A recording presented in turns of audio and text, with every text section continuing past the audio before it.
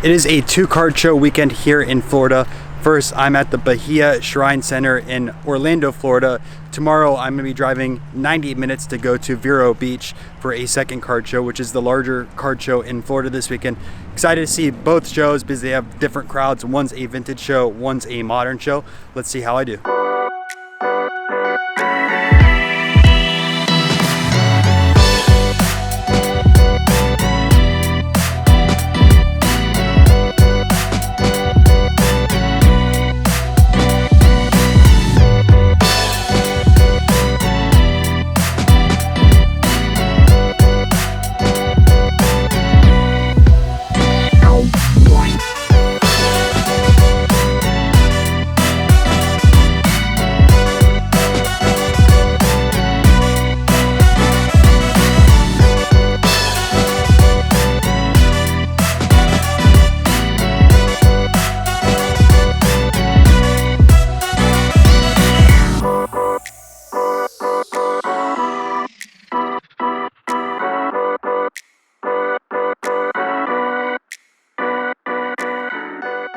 Here with Smith Sports Cards, one of the dealers at the shows that is super knowledgeable about fakes. He's going to show you today a dual autograph of Magic and Shaq that are often at card shows in fakes. I haven't covered it yet on the spotting fakes, but I plan on doing it in the future. Hey everyone, my name is Paul. I've talked to Ryan quite a bit about fakes. I'm very impressed with his knowledge, and we always bounce ideas off of each other.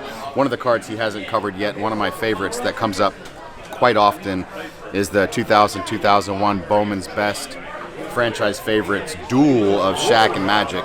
This does not seem like a card most people would think that counterfeiters out there would have targeted, but they did. Just like the fake autos that you see of Kobe Bryant and a lot of these other ones that have popped up, Willie Mays, etc. The Shaq Magics were basically duplicated. The counterfeiters just remade the cards entirely, and the fake ones, just like a lot of the other fakes, they're on really wrong card stock. If you look close at the cards, you can usually tell, just like a fake Jordan, once you learn, you can tell to look at the card stock and the print quality. These are the same. The shininess of the chrome is wrong. The autographs are, of course, forged, so they're wrong. But if you just look at the card itself, you can usually tell the surface is wrong, the purples are wrong, the back is wrong, the cut is wrong, the edges are wrong, because it's somebody's fake card made on not correct card stock. Basically, I tell people it's a homemade counterfeit. Somebody made it, cut them, made them, and then forged the signatures. So one of the cards I learned the most about was this one, because they were so common about 5 to 6 years ago, and that's when we first started to see the Kobe's, the Sandy Koufax, the Nolan Ryans, these cards here. And a lot of the other fakes that we see now. So I like to keep one of these on me, an authentic one, because I run into these at shows quite a bit, and it's very easy once you can show people the differences, because a lot of times people won't believe you that the card that they're holding is fake, because they flip it over and they say, oh, it's got the top sticker, or oh, it's got a real autograph, but they don't realize the entire card is counterfeit from the ground up. It's remade from the beginning, and then forged signatures. It's a fake card. So a lot of times it's hard to convince somebody at a show, and I know Ryan runs into this as well. He can be 100% sure it's fake, but if somebody doesn't believe you because they think it's real just because it has a sticker or because it has the Upper Deck logo on the back, it's fake. So having a real one makes it a lot easier for me to convince people that what I'm telling them is true. First deal done here at the show. I got all this for about $750. A bulk lot on 1953 Topps cards, which I'm going to send to the card story thread on next Wednesday, followed by a Walter Hagen, some vintage Topps baseball cards in mid to high grade. Take a look at this lot right now.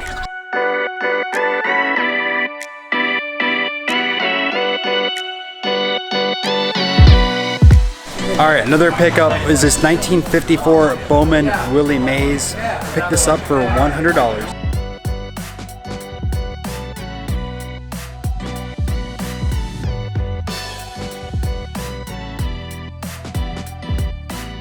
Card show number 2 this weekend is at the Indian River Mall near Vero Beach. So finished up the one yesterday in Apopka. This is my first mall card show in years. Growing up, I went to mall card shows all the time, so let's see how we end up doing.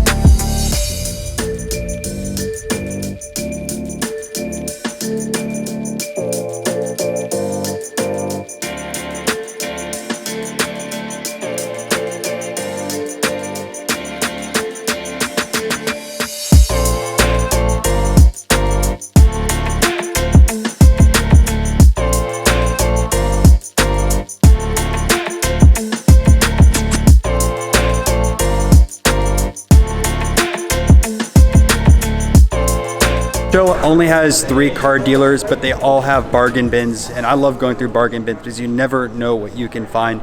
So I'll be spending quite a while going through those. Hopefully there's also some guitars here and toys, as you guys see in the background. One trick I learned at card shows from Dr. Beckett is to mark off value boxes. He always goes through them at shows. So I brought a pencil here today. You guys can see I'm putting small X's on each row as I go through them. There's tons of bargain bins at the show, and the cards right now are $5 a piece. We're buying a lot to make sure that the price goes down as well, so can't wait to show you guys the haul.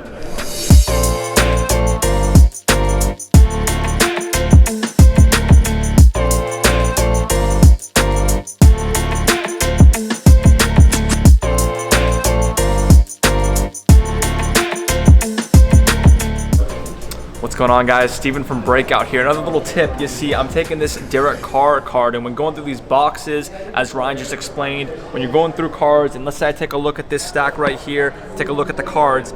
Sorry, if I get this stack right here, and take a look at the cards, if I want to know where I am, it's right here, because I have a card right here as my holder, my bookmark, if you will, so I'm able to access the other cards, so I don't miss out on some awesome deals. So you guys see all of these cards right here. That is hours of work. We just finalized a deal with Breakers Row here at Vero Beach. Thank you very much. Thank you so much. Appreciate it. Thank you. Thank you, guys. Appreciate it.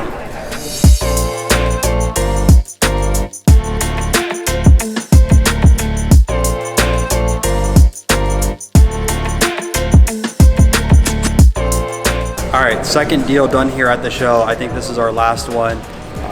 Dealer always is at the Clearwater Card Show. Greg, take a look. Go Bucks. And we picked up these 3 cards for $800. First, the iconic Satchel Paige from 1953 Topps. A lot of people say this is the best looking set of all time. All the portraits on the paintings on these right here. Satchel Paige's first and only Topps card. Next, we have another classic card from 1958, Mantle Aaron, 2 of the best superstars in the game of baseball, and finalized with the Jackie Robinson right here. So 3 cards for $800. We spent a total of about $1,600 today, so super happy with the deals that we're able to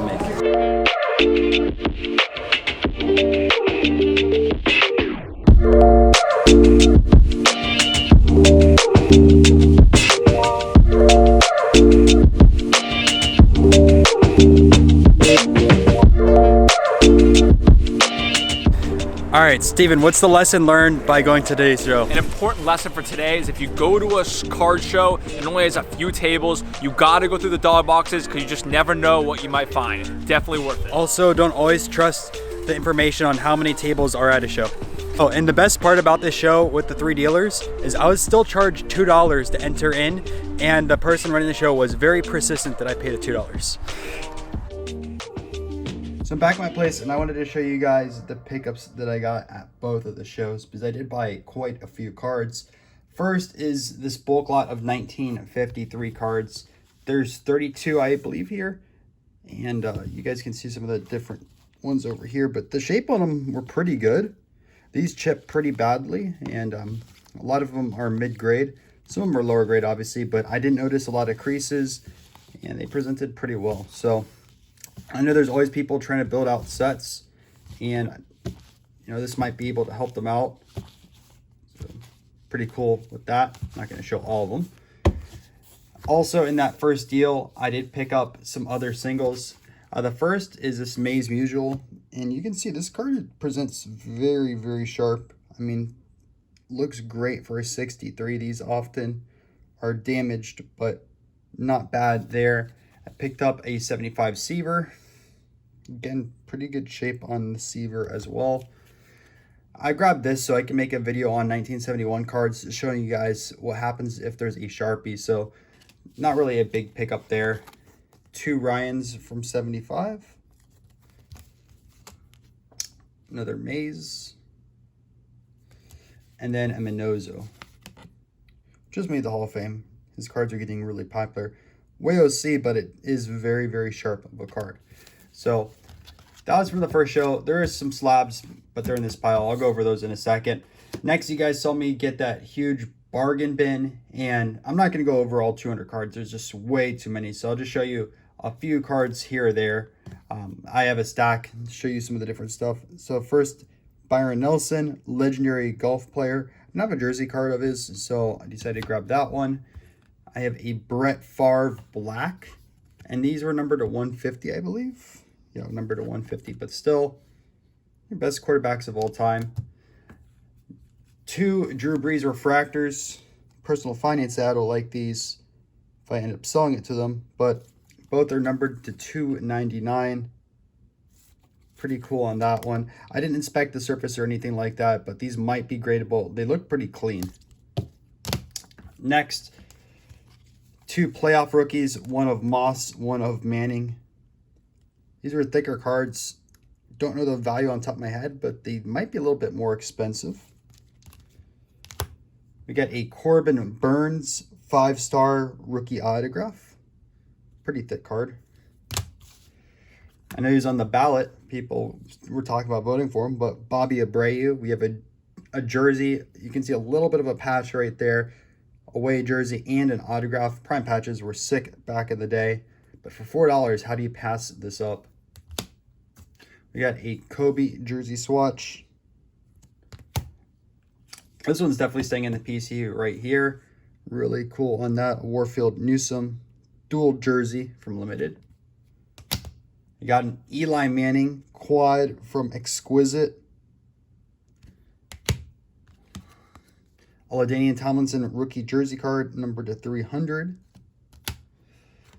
Got here a James Harden rookie jersey.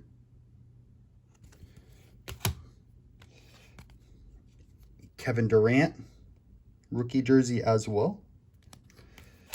We got some national treasures. So I got a Dennis Rodman. This is a jumbo jersey to 49. But the real good national treasures was this Steph Curry jumbo to 99. Couldn't believe this was in a bargain box, especially when I looked up the price. Really cool on that one. Got a hockey pickup, a Crosby rookie. You can see first draft pick from Upper Deck. Pretty shiny card on this one. And the last card,